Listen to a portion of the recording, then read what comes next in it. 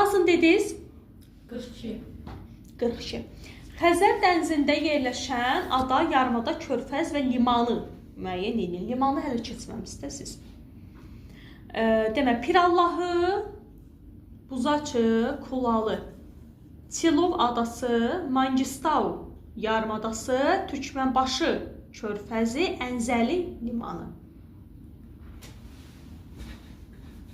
Sonra 43-ü bir dənə deyin görək.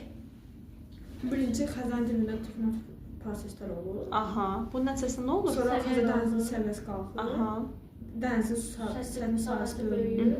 Sahəyə yaxın ərazilərdə quruntu səviyyələrinin səviyyəsi Sonra qalxır. istəyirsən də sosial hesabdan çıxarım. Baş. Al. Deyin.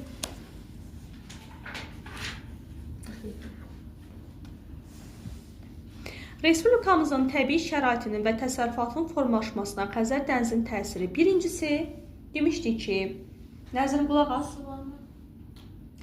Dəqiqə. Avrasiyanın demişdik ki, mərkəzində kontinental hava formalaşır. Düzdür? Bu kontinental hava kütlələri əslində Azərbaycan